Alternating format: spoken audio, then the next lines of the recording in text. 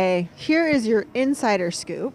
You're so lucky to have us. Do you guys know that? All you viewers out there, you're so blessed that we are up here doing all the dirty work here in the snow to show you what it's like. So right here, thank goodness for our track workers that keep this track looking nice and tidy, because the snow can cause problems and the weather can cause problems. So this is the start that we've been talking about. We've been showing you guys. And even Curtis, if you pan up really quick, I know you might have just already done that. I will show you in a second. But you can see the shovel lines across, right? Like they're shoveling across, and then we even just saw a gust of wind moving the snow. So it's like, this is like the fountain, or it's like, imagine if your sink was overflowing with water and you kept having to just wipe the water off the ground. Like you can't stop the water. So this is how it is. It's just snowing and snowing, and he's gonna keep shoveling, but it's just gonna keep coming back. So maybe by the end of the segment, we'll see that this ramp is filled up with snow again. So it just kind of sucks. Like there's really no way around it. It's not fun. It's not fun for athletes. These track workers, I don't think, enjoy it. But it is interesting because 2 weeks ago it was raining and it was foggy and the ice was super frosty. So here he goes. He's got spikes in. He's walking up and he's going to do another sweep. So he did this sweep literally 2 minutes ago, and he's going to come down and do it all over again. So this is, I'm going to break down why this matters. So what can happen? You see these little like snow banks here? Bree and I were talking about this at the beginning of our run. Wow, I feel like I'm in the Yukon. I'm on Antarctica right now. So you see the snow banks that are accumulating on the side of the track. And what happens is that can slow down sleds. So when they like hit this, see what? Sorry, I keep having you pan, Curtis, but it's a big part of it. So we'll move you over. I'll come to the other side. So look, he's gonna sweep. I'm telling you, it's a nightmare. It's terrible. He's gonna sweep. He's probably gonna do this 2 or 3 more times. So you ask, you're like, why don't he just wait and just like scrape it all at the end? But it accumulates right here. So it's a constant over and over. I want to tell you, thank you for your service. Vielen Dank für deine Arbeit. Gerne. So yeah, what happens is if these sleds hit these small snowbanks, it can slow them down. It can really cost their time. And so you're really luck of the draw. Like if you're a sled, sometimes they'll do sweeps like every 3 sleds. So if you are the 3rd sled, just sucks to be you, because the person after you gets a brand new sweep just like this. And it's probably one of the more frustrating parts of the sport. And people are always like, that's unfair. Like, but it's winter. I mean, can't fight the weather. What are you going to do? So this is happening down the entire track. It's covered, like part of the curves are covered, but just not enough. So just know when you see clean ice, it's really because there's a whole team of track workers that are making it happen, and like they're just really good at their job. And so what's going to happen then too, when the women race, they're going to, hopefully we don't have snow, but this is all going to have to be cleared out as well. So I don't know, guys. Welcome to winter. Bree, I think you can hear me. What are you feeling about all this snow? I mean, we're giving them an eyewitness view of all the sweeps that they're doing, but you know what it's like to slide in stuff like this. Yeah, like you said, Kate, it can be super unnerving when you do the count and you're like, darn it, I am the 3rd person right before the next sweep. And especially if you're watching it get stronger and stronger, and then the wind starts and you know it's kicking it into the track, it definitely becomes kind of a luck of the draw day. But like any snow day, it's like, well, it's snow. It's maybe a bit of a crapshoot. Maybe luck will go my way. So I thought it was really interesting with that first run.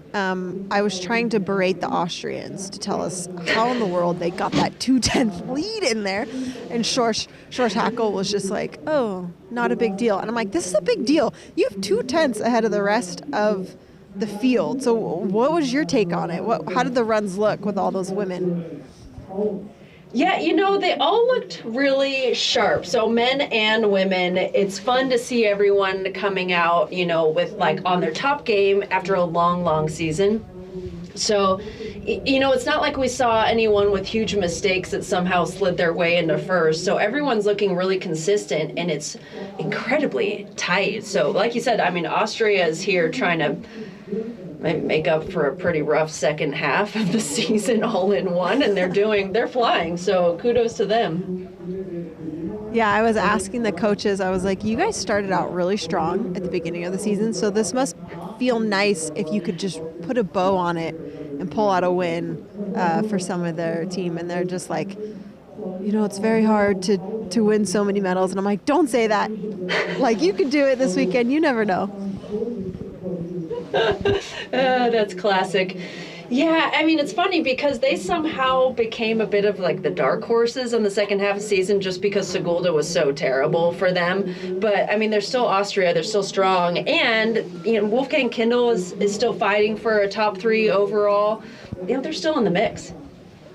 Still in the mix. And, I forgot about Sigulda and how Jonas Mueller casually just demolished his sled and then comes back a week later to become a world champion. That's wild. Right.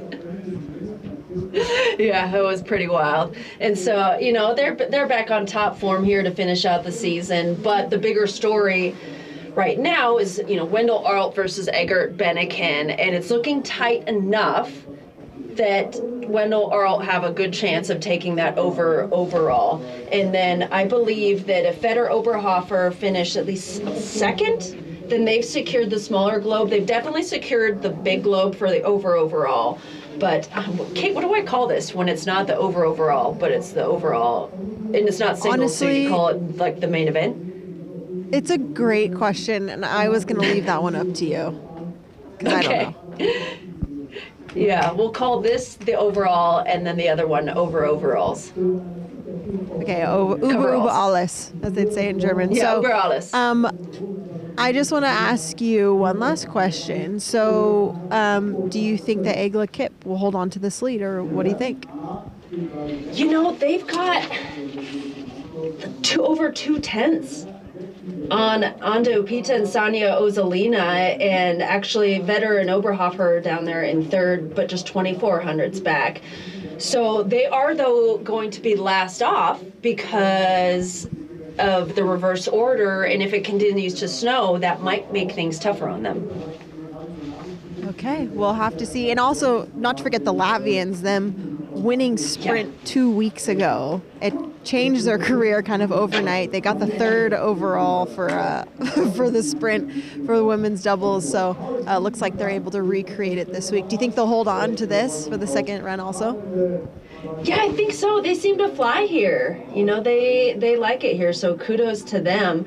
It's like a junior version of their home track. Yeah, honestly, that's true. All right, Bree, thank you so much.